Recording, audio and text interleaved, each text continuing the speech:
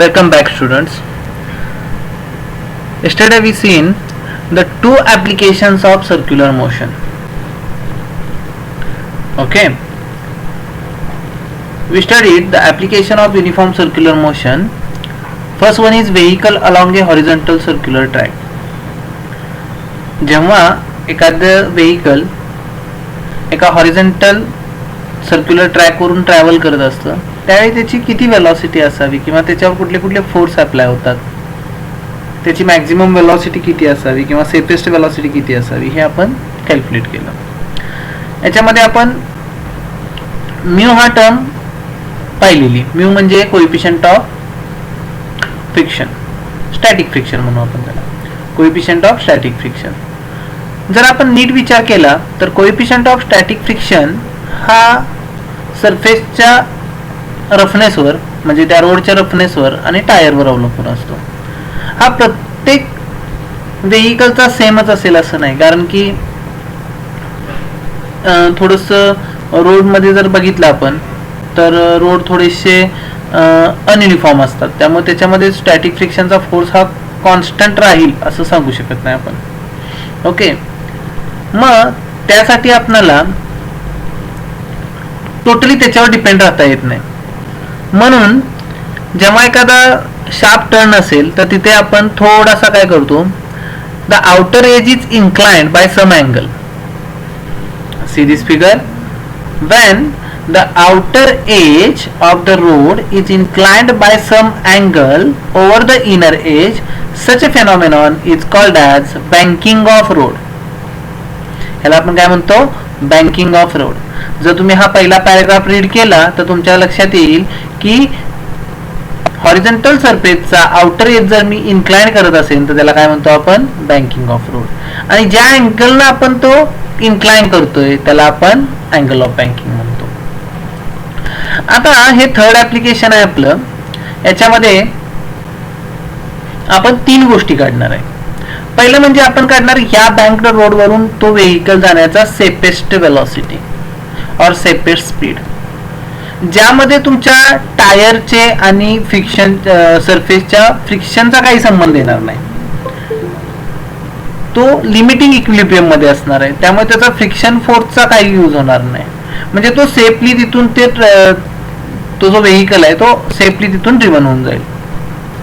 नंतर आपण बघणार आहे की मिनिमम लोअर स्पीड किती असावं की ज्याच्यामध्ये टायरचा जो फ्रिक्शन्स आहे तो हेल्प करेल त्या व्हेइकलला तिथून पुढे जाऊन देण्यासाठी. आणि त्याचबरोबर आपण अप्पर स्पीड लिमिट पण काढणार आहे. म्हणजे आपण तीन कन्सेप्ट काढणार आहे इथं, सेफेस्ट वेलॉसिटी और safest speed, most safe speed म्हणू आपण त्याला, आणि त्याच्याबरोबरच आपण काढणार आहे लोअर स्पीड आणि नंतर काय काढणार आहे, अप्पर स्पीड. हा छोटासा फेनॉमेनॉन आहे, खूप इंटरेस्टिंग आणि समजायला सोपा आहे. Firstly we have to draw the FBD of that vehicle. आपण जर इथे बघितलं तर आपण एक वर्टिकल सेक्शन घेतलाय याचा, या व्हेइकलचा along the road. This is the road, this is the horizontal surface, this is inclined surface making an angle theta. If the vehicle is considered as a point mass, आपण जर व्हेइकलला point mass म्हणून consider केलं तर याच्यावर force किती apply होतात बघूया. Okay, तर सुरुवातीला याला एक फोर्स खाली ऍक्ट होणार, त्याचं वेट त्याला खाली ओढणार mg. ओके, आणि ही जी नॉर्मल रिएक्शन आहे हा इन्क्लाइंड सरफेस असल्यामुळं आपला नियम काय सांगतो की नॉर्मल रिएक्शन ही पॉइंट ऑफ कॉन्टॅक्टला कायम काय असते, परपेंडिक्युलर असते. ठीक आहे, या सरफेसला परपेंडिक्युलर असते, म्हणून आपण ही काढताना थोडीशी अशी तिरकी काढतोय. If the theta is angle of banking then the angle between n and n cos theta हा एक कॉम्पोनंट आहे त्याचा, त्याच्यामधला अँगल सुद्धा थीटा येणार आहे. Okay, by the help of geometry.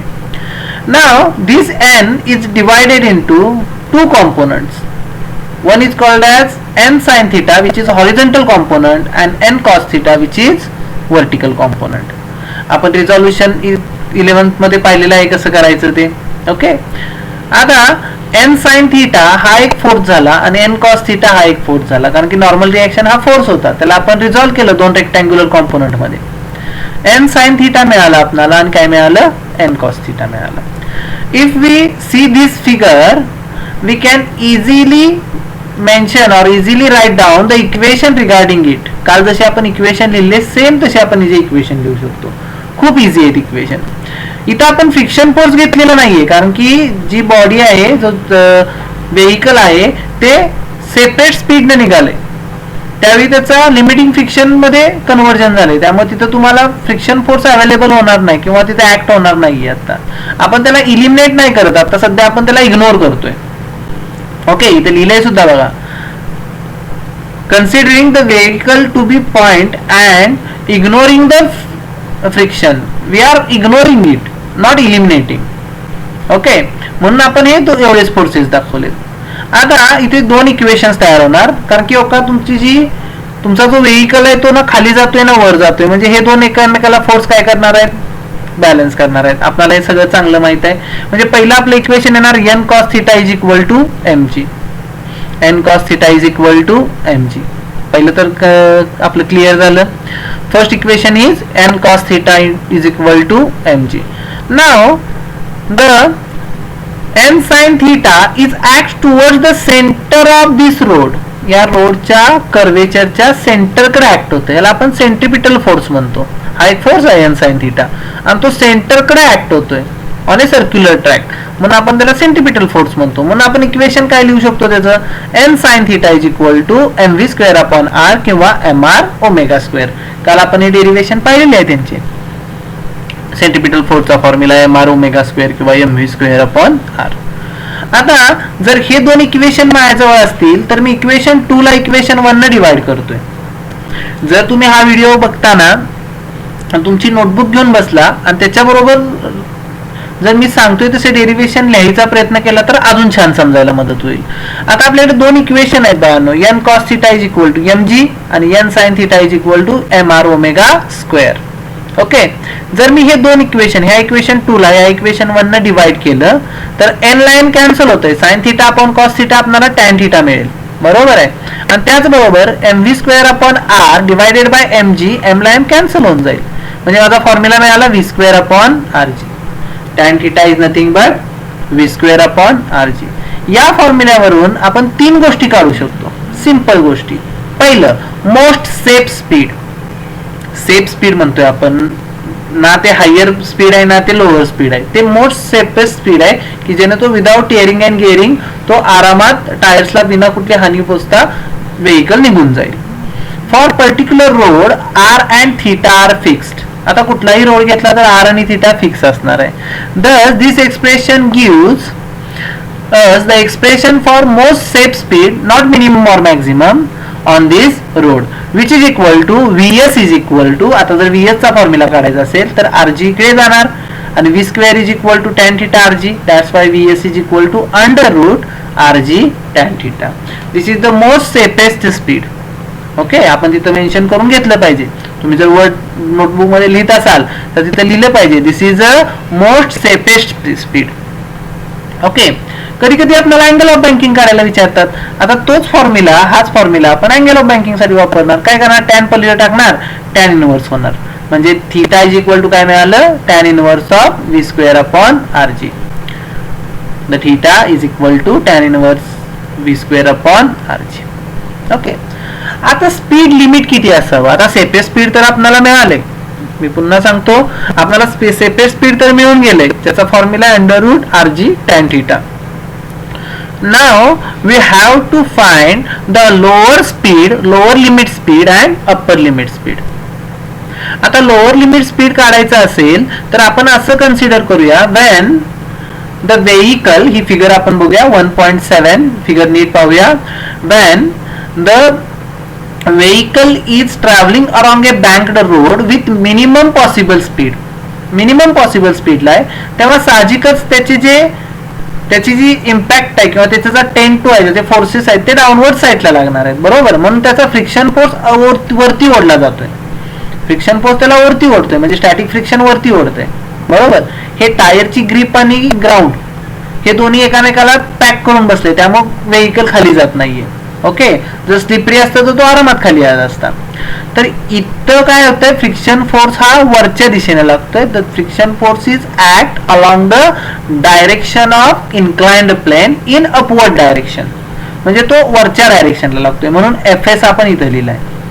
आता इथं जर आपण जिओमेट्री पाहिली तर हा सुद्धा हॉरिझॉन्टल सरफेस आहे, हा इन्क्लाइंड सरफेस आहे, हा पण इन्क्लाइंड आहे, हा पण हॉरिझॉन्टल आहे. इथं जर अँगल थीटा असेल तर हा अँगल सुद्धा थीटा असणार आहे. हे वेगळं एक्सप्लेन करण्याची काही गरज नाही.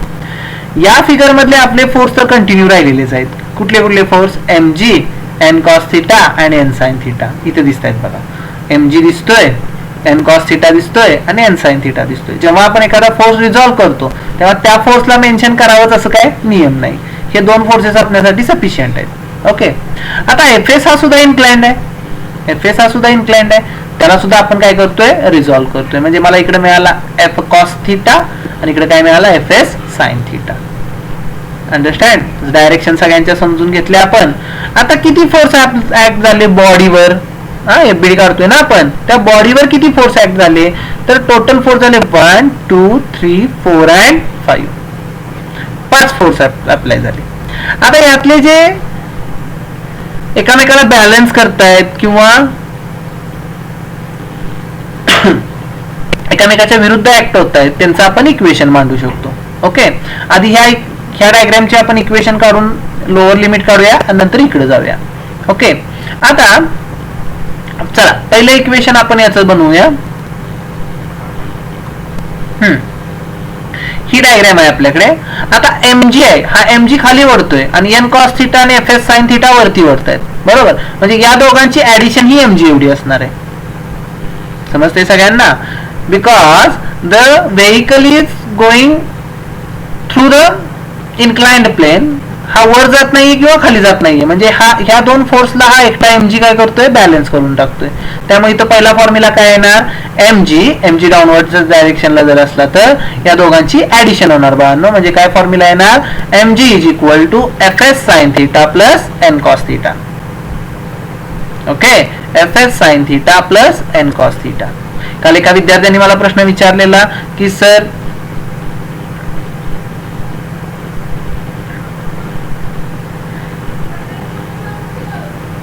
हा फॉर्म्युला आपण कुठे यूज करतो का न्यूमरिकल्स मध्ये वगैरे वगैरे.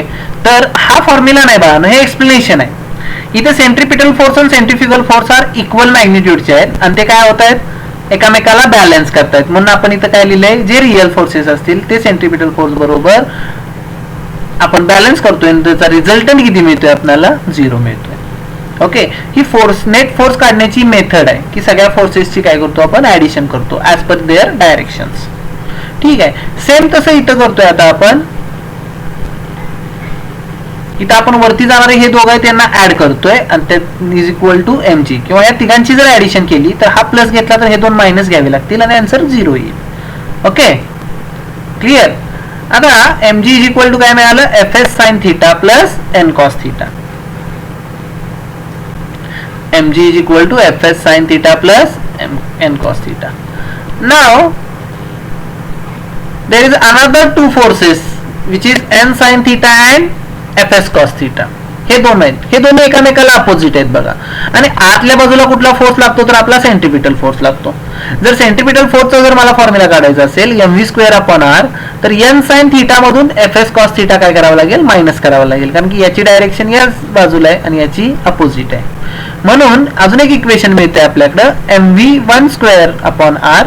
1 घेतोय आपण लोअर लिमिट साठी is equal to n sin theta minus fs cos theta.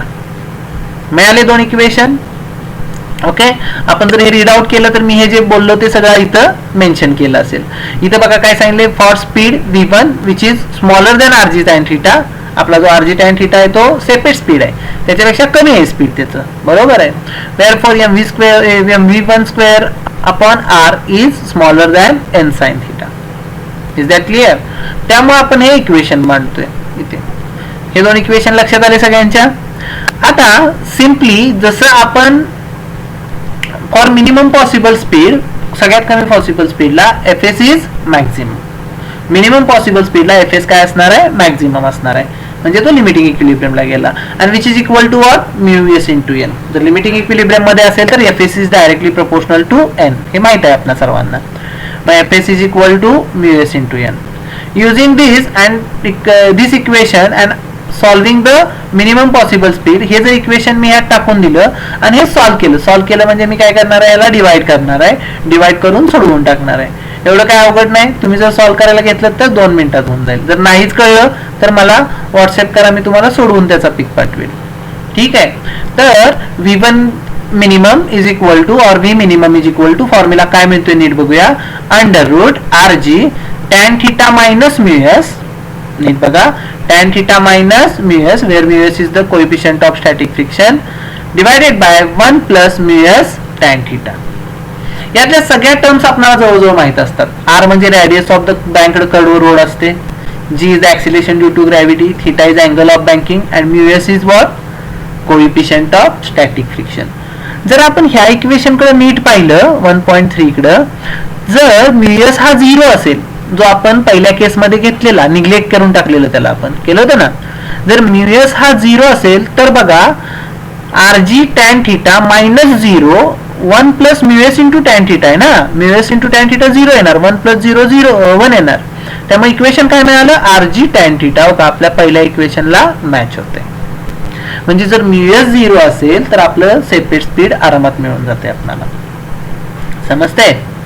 मग हे एक इक्वेशन मिळालं आपल्याला. हे कशाचं मिळालं, V मिनिमम. आता सेम असं आपण V मॅक्झिमम काढूया. V मॅक्झिमम तर याच्यापेक्षाही सोपं आहे. आता V मिनिमम आपल्याला समजलंय, आपण रिझॉल्व्ह करायचे समजलेत आपल्याला फोर्सेस.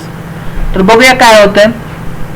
आता जेव्हा मॅक्झिमम स्पीड असतं म्हणजे तो तुमच्या सेपेस्ट स्पीड पेक्षा जास्त आहे. आता याची वेलॉसिटी, आता सेपेस्ट स्पीड पेक्षा वेलॉसिटी काय आहे, जास्त आहे किंवा स्पीड जास्त आहे. साहजिकच हा अपवर्ड डायरेक्शनला जाण्याचा प्रयत्न करणार, ही टेंड टू गो अपवर्ड डायरेक्शन. त्यामुळे जो फ्रिक्शन फोर्स आहे तो त्याला डाऊनवर्ड खाली ओढणार. बरोबर, फक्त डायरेक्शन चेंज झाली, बाकी काही नाही बाळांनो. ओके, हा इकडे होता, आता हा इकडे आलाय. आता जर हा इकडे येत असेल तर पुन्हा याला रिझॉल्व्ह करायचं. We all know that this is theta, then this become theta. Okay, alternate angle आपण तयार केली, जिओमेट्रीचा उपयोग केला. मग इथं Fs इज इक्वल टू काय मिळालं, Fs कॉस थीटा, आणि इथं काय मिळालं, Fs साइन थीटा. क्लिअर. आता ह्या पॉइंट मासला आपण काय करतोय, रिझॉल्व्ह करतोय किंवा FBD काढतोय त्याची, ह्या पॉइंट मासची. हा mg खाली येतोय, n cos थीटा वरती जातोय, n sin थीटा आत येतोय. n ला रिझॉल्व्ह केलं ना आपण, त्यामुळे आता जे मागाचे इक्वेशन आहेत ते सिम्पली थोडेसे अल्टर झाले, सिम्पली अल्टर झाले. बघा आता जो आपला mg आहे, हा काय असणार आहे, Fs sin theta minus n cos theta. मी पुन्हा काय म्हणतोय बघा, mg इज इक्वल टू काय असणार आहे, Fs sin theta minus n cos theta. Understand. आपण काय करतो बघा, mg इज इक्वल टू काय येतोय, n cos theta, okay, minus Fs sin theta. Sorry, mg is equal to काय मिळालं, n cos theta minus Fs sin theta. ठीक आहे. आणि आत जाणारा जो सेंट्रिपिटल फोर्स आहे, आत जाणारा, आत उडतोय ना तो सेंट्रिपिटल फोर्स आहे, हा या दोघांची काय असणार आहे, ऍडिशन असणार आहे. मगाशी आपण सबट्रॅक्शन केलं त्यांचं, आता त्यांची ऍडिशन असणार आहे. म्हणजे काय फॉर्म्युला मिळाला, mv square upon r is equal to what, n sin theta plus Fs cos theta. दोन इक्वेशन मिळाले मगासारखे सेम, जसे इथं इक्वेशन 2 मिळालेले. mg इज इक्वल टू काय होतं, Fs sin theta plus n cos theta. इथं काय होतं, n cos theta minus Fs sin theta. मगाशी Fs sin थीटाची डायरेक्शन वर होती, आता फक्त खाली आली, त्यामुळे आपण तो मायनस करून टाकलाय. ओके, दोन इक्वेशन मिळाले. पुन्हा maximum possible speed Fs is the maximum equal to mu s into n. Okay, तो मॅक्झिमम झाला, लिमिटिंग इक्विलिब्रियमला गेला, मग आपल्याला म्यूएस इंटू n मिळते. आणि जर ही मी व्हॅल्यू इथे टाकून दिली त्या Fsच्या जागी, हे सॉल्व्ह केलं तर मला मॅक्झिमम व्हेलॉसिटीचा फॉर्म्युला मिळतो. आणि तो फॉर्म्युला काय आहे, under root RG tan theta plus mu s upon 1 minus mu s tan theta. इथे बघा वरती मायनस आहे, इथं वरती प्लस आहे, इथं खाली प्लस आहे, इथं काय आहे, मायनस आहे, कारण की ही व्हेलॉसिटी मॅक्झिमम होणार आहे. बरोबर आहे. हे सिम्पली लक्षात ठेवायला सोपे आहेत. आणि जरी इथं म्यूएस 0 असेल तर आपण पहिल्या इक्वेशन कडे निघून जातोय. हे इक्वेशन फार सोपे आहेत. If mu s is equal to cot theta, V max becomes infinity. But mu s max is 1. Mu s असतो तो 0 पॉइंट मध्ये असतो, आपण काल पण बोललो होतो याच्यावर. याची मॅक्झिमम व्हॅल्यू किती असू शकते? 1 असू शकते. For angle greater or equal to 45 degree Vmax become infinity. However, for heavily banked road, the minimum limit may be important. आपण heavily banked रोड असेल तर तिथं मात्र लोअर लिमिट महत्वाचं असतं. Try to relate the concept used to explaining the well of depth. आपण ते वेल of depth बघितलेले, मोत का कुवा, त्याच्यामध्ये आपण मिनिमम वेलॉसिटी काढलेली ना, तसं आपण काढू शकतो. हे त्याची माहिती आहे. याच्यावर एक न्यूमरिकल पण दिलाय आपल्याला इथं. पुन्हा एकदा फॉर्म्युलेज किंवा डायग्राम्स बघून घेऊया. डायग्राम मध्ये काय क्युरी असेल तर डिस्कस करूया. पहिल्या डायग्राम मध्ये तर इझी आहे तुमची एफबीडी. दुसऱ्या डायग्राम मध्ये बघा, दुसऱ्या डायग्राम मध्ये एफएस हा वरती लागलाय म्हणून आपण काय केले, त्याला याच्यामध्ये 2 पार्ट मध्ये रिझॉल्व्ह केले. इथं आपल्याला हा टुवर्ड्स द डाऊनवर्ड डायरेक्शनला लागतोय अलॉंग द इन्क्लाइन्ड प्लेन, त्यामुळे याचे सुद्धा 2 कॉम्पोनंट पडतायत. इथं मात्र mg इज इक्वल टू काय आलं होतं, n cos theta minus fs sin theta. मी सांगताना सुरुवातीला थोडंसं गोंधळ झालेला, तो क्लिअर करूया. mg is equal to n cos theta minus fs sin theta. Okay, n cos theta minus fs sin theta. आणि मग त्याचा mv स्क्वेअर अपॉन r चा फॉर्म्युला, दोन्ही आत आहेत त्यामुळे ऍडिशन केलेली आणि यांना सॉल्व्ह केलेलं. न्यूमरिकल काय आहे पाहूया. न्यूमरिकल काय आहे, a racing track of curvature 9.9 metre. A racing track दिलाय आपल्याला, ज्याची रेडियस ऑफ कर्वेचर किती दिली आहे बघ, 9.9 मीटर दिली आहे. म्हणजे आर आपल्याला दिलाय 9.9 metre. Is banked at tan inverse of 0.5. हा अँगल दिलाय, angle of banking. Okay, tan inverse of 0.5. ठीक आहे. Coefficient of static friction the track and the tyres of the vehicle is 0.2. Okay, 0.2 दिलाय त्याचा coefficient of static friction. Determine the speed limit within the 10% margin. 10% margin मध्ये आपल्याला काय करायचंय, त्याचं speed limit काढायचंय. ओके, म्हणजे आलेल्या स्पीडला आपण 10% ना मार्जिन देणार आहे. तर सुरुवातीला आधी व्ही मिनिमम व्ही मॅक्झिमम काढूया. हा, व्ही मिनिमम साठीचा फॉर्म्युला, आता सगळे फॉर्म्युले आपल्याला जवळजवळ माहित आहेत, समजतंय. V minimum is equal to काय आहे, R G tan theta minus mu S. इथं दिसते बघा फॉर्म्युला, तोच इथं कॉपी पेस्ट करायचा आहे. हा, आता आता दिले काय काय आपल्याला, आर दिलाय, जी दिलाय. ओके, tan थिटा, थिटा आपल्याला दिलाय tan इनवर्स आणि tan कॅन्सल करणार आहे 0.5 मायनस तुमचा म्यू किती आहे 0.2 आहे, प्लस 1 प्लस 0.5 इंटू 0.2. हे जर मी सगळं कॅल्क्युलेशन केलं तर मला किती मिळतंय, √27 which is nearly equal to 5.196 metre per second. हे आपण लॉग टेबलनं आरामात करू शकतो. Allowed minimum should be 10% higher than this. 10% higher करू शकतो मी. हायर आहे म्हणजे आपण काय करतोय, 110 डिवायडेड बाय 100 आणि त्याच्यानुसार व्हॅल्यू काढली त्याची. तर व्हॅल्यू किती मिळाली, 5.716 मीटर पर सेकंड. ओके, हे सॉल्व्ह करा तुम्ही. सॉल्व्ह केल्यानंतर तुम्हाला नक्की समजून जाईल, काय अवघड नाही. आता Vmax येतोय. Vmax मध्ये सुद्धा आपल्याला हेच करायचं आहे, सेम फॉर्म्युला यूज करायचा आहे आणि सॉल्व्ह करायचं आहे. इथं लोअर दॅन दिस काढायचं आहे आपल्याला, बरोबर आहे का. 10% मार्जिन मध्ये काढायचं आहे ना. मग मगाशी जसं 110 डिवायडेड बाय 100 होतं, तसं 90 डिवायडेड बाय 100 न सोडवून टाकायचं आहे. Okay, this is the third application of uniform circular motion vehicle on a banked curve road or banked road. Hope तुम्हाला अँगल ऑफ बँकिंग कन्सेप्ट समजली असेल. ओके, आता नेक्स्ट पुढचं कोनिकल पेंड्युलम पाहूया. ओके, कोनिकल पेंड्युलम पाहिलं की आपले सगळे ऍप्लिकेशन संपतायत, म्हणजे आपला मेन पार्ट कव्हर होतोय. याच्यानंतर व्हर्टिकल सर्क्युलर मोशन म्हणून कन्सेप्ट आहे. आतापर्यंत आपण प्रत्येक जी मोशन घेतोय ते हॉरिझॉन्टल सर्कल मध्ये घेतोय, पण कधी कधी काय होतं, एखादा particle vertical circular motion perform करत असतो, ती सुद्धा सर्क्युलर मोशनच आहे. त्यावेळी जी हा प्रत्येक पॉइंटला डिफरंट पद्धतीने ऍक्ट होतो. ओके, जी हा ऍक्ट होतो, ऍक्सिलरेशन हे ऍक्ट होतं, त्यामुळे थोडीसे वेलॉसिटी मध्ये चेंज होतो, ते आपल्याला काढायचं आहे. ओके,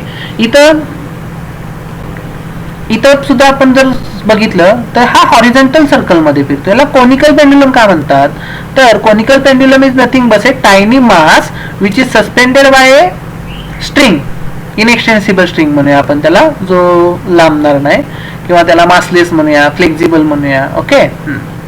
तर एका स्ट्रिंगला मी काय केलं, एक मास अटॅच केलंय आणि त्याला ते मास आहे ते हॉरिझॉन्टल सर्कल परफॉर्म करतंय. हॉरिझॉन्टल सर्कल परफॉर्म करतंय ना.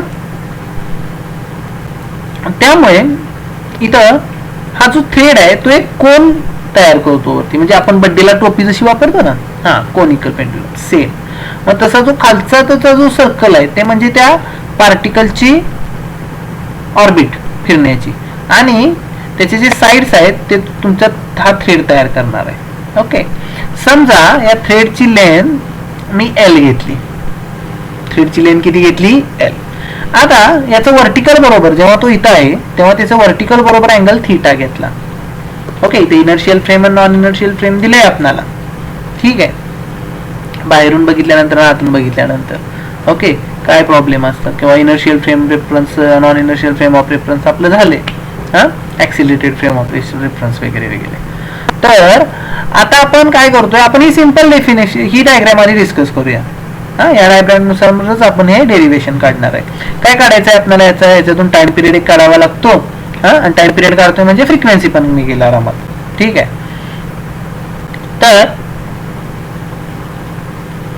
Conical pendulum is the tiny mass suspended by a light inextensible string which perform the horizontal circles. हा मास काय करतोय, हॉरिझॉन्टल सर्कल परफॉर्म करतोय. Okay. If L is the length of the string and theta is the angle made by string with the vertical line. Vertical line बरोबर जर theta angle तयार झाला असेल तर आपण हा जो उभा अंतर आहे ते पकडणार एल कॉस थीटा. ओके. हा ट्रायंगल तयार झाला, त्याच्यावर एल कॉस थीटा झाला. आता जर या पॉइंट मासचा जर मी विचार केला, इथं हा जो दिसतोय बी, याचा जर पॉइंट मासचा जर मी विचार केला तर त्याची एफबीडी काढायची आहे आपल्याला. एफबीडी काढताना सिंपल लॉजिक नेहमीप्रमाणे एमजी खाली ओढणार साहजिकच. इथं जो अनबॅलन्स फोर्स आहे तो आहे टी. हा टी दिसतोय का असा इकडे, टेन्शन. ठीक आहे. हा टेन्शन आहे. हे टेन्शन अलॉंग द स्ट्रिंग असणार आहे अपवर्ड डायरेक्शनला, ज्याला आपण भरपूर वेळा पांडे सरांच्या मते छाता रूल म्हणतो. बरोबर आहे का, की जर एखाद्या पार्टिकल वर बसून आपल्याला जर त्याचं टेन्शन काढायचं असेल तर तिथं बसून आपण काय करतो, छत्री उघडतो. ज्या डायरेक्शनला त्याची छत्री उघडेल त्या डायरेक्शनला त्याचं टेन्शन काढायचं आहे. साहजिकच इथं बसलो तर छत्री या डायरेक्शनला उघडणार आहे म्हणून इकडे टेन्शन काढलं. ठीक आहे. सोपी मेथड एकदम लक्षात ठेवायला. तर हे T0 आहे, टेन्शन आहे. Is that okay. आता हा वरती T0 कॉस थीटा येतोय आणि इकडे काय येतोय T0 साइन थीटा. हा टीला मी काय करतोय, रिझॉल्व करतोय. हा थीटा असेल तर हा थीटा येणार, त्यामुळे टी कॉस थीटा आणि इकडे टी साइन थीटा. ठीक आहे. आता इथं जर मी इक्वेशन्स काढायचे म्हटले तर सेम इक्वेशन येणार आहेत. कोणते कोणते इक्वेशन येणार बाळांनो, तर एमजी ला कोण बॅलन्स करणार, टी कॉस थीटा. हे सगळं त्यात तेच लिहिले बघा बाळांनो सगळं. ओके. तर आपण डायरेक्ट इक्वेशन लिहूया, T cos theta is equal to what, MG. आणि आत ओढणारा टी साइन थीटा म्हणजे कोण असणार आहे, आपला सेंट्रिपिटल फोर्स असणार आहे. आता हे आपल्या पाठ झाले जवळजवळ, आपण सगळ्या डेरिव्हेशनला तेच करतोय. ठीक आहे.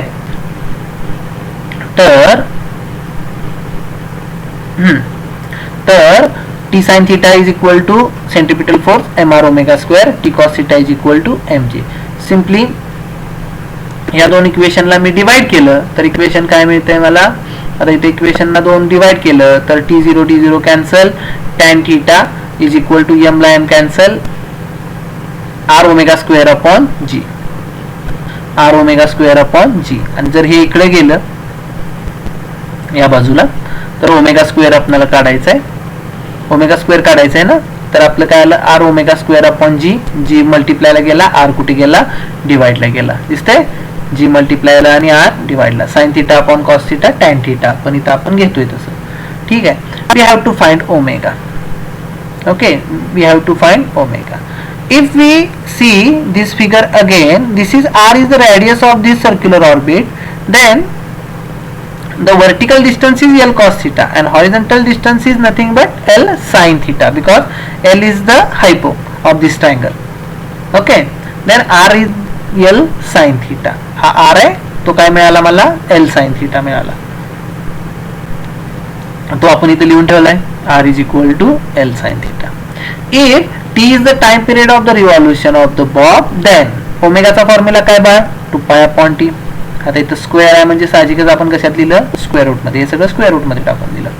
आर ची किंमत टाकली तिथं, आर ची किंमत L sin θ, वरचा sin θ आणि हा sin θ काय झाला कॅन्सल. कन्फ्यूज व्हायची गरज नाही, डायरेक्ट उडी मारलेली आहे नाही इथं. ओके समजतंय आपल्याला. आर ची किंमत टाकली L sin θ, हा sin θ आणि खालचा sin θ काय होणार कॅन्सल. आणि ओमेगाचं स्क्वेअर रूट काढल्यामुळे इथं काय मिळालं अंडर रूट G/L cos θ. बघा नीट, omega is equal to 2π/t is equal to under root G/L cos θ. We have to find t. t इकडे जाणार, हे इकडे जाणार म्हणजे t चा फॉर्म्युला काय मिळाला 2π under root L cos θ/G. Clear आहे सगळ्यांना. टाइम पिरियडचा फॉर्म्युला मिळाला. हे आपलं मेन कन्सेप्ट होता. याच्यावर आपल्याला काय काढायचं होता टाइम पिरियड. आता जर टाइम पिरियड मला जर माहित असेल तर फ्रिक्वेन्सी काढणं काय अवघड नाही. Frequency is the reciprocal of time period. याचा रेसिप्रोकल घ्यायचा, आपल्याला फॉर्म्युला मिळणार 1/2π under root G/L cos θ. Okay, खालच्या लाईनला बघा थोडंसं लिहिलंय. In the frame of reference attach to the bob the centrifugal force should balance the resultant of the all real forces which we are called centripetal force for the bob to be rest. T sin θ is equal to mr omega square in magnitude. This is same as equation number 1.5. दिसतं इथं. तिथं फक्त centrifugal force घ्यायचा होता, इथं centripetal घेतला. ठीक आहे, म्हणजे दोन्हीमध्ये सुद्धा आपल्याला समजून जाईल, काय एवढं अवघड नाही. कन्सेप्ट कळली सगळ्यांना. न्यूमरिकल जरी फ्रेम ऑफ रेफरन्स चेंज झाला तरी फॉर्म्युले चेंज होणार नाहीयेत. बरोबर आहे. आपला फॉर्म्युला येणार आहे T is equal to 2π under root L cos θ/G. ठीक आहे. आता याच्यावर दोन न्यूमरिकल्स आहेत. ओके, आज हे वाचा. मी उद्याच्या लेक्चरला सुरुवातीला हे न्यूमरिकलच सोडवून घेणार आहे. ओके, हे न्यूमरिकल सोडवून घ्यायचे आणि मगच आपण पुढे जायचं. ठीक आहे. मग उद्या आपण व्हर्टिकल सर्क्युलर मोशन बघणार आहोत. आज आपण 2 पॉइंट पाहिले. पुन्हा एकदा छोटेसं रिकॉल करूया आणि थांबू मग आज. ठीक आहे. पहिल्यांदा आपण vehicle on a bank road बघितलं. बँक रोड मध्ये 3 डेरिव्हेशन पाहिले आपण. एक सेफेस्ट स्पीडचं, नंतर लोअर स्पीड लिमिटचं आणि अप्पर स्पीड लिमिटचं. यांचे फॉर्म्युले लक्षात आले सगळ्यांच्या. लोअर स्पीड लिमिटला फ्रिक्शन फोर्स इन्क्लाइंड प्लेनच्या डायरेक्शनला अपवर्डला ओढतो आणि अप्पर स्पीड लिमिटला डाऊनवर्डला ओढतो. हे छानसं लक्षात ठेवा म्हणजे तुम्हाला इझी वाटेल. ओके, इथलं जर कॅल्क्युलेशन जमलं नाही तर नक्की मला व्हॉट्सअप करा, मी तुम्हाला इथलं कॅल्क्युलेशन करून दाखवतो. ठीक आहे. थांबूया मग आज. थँक्यू.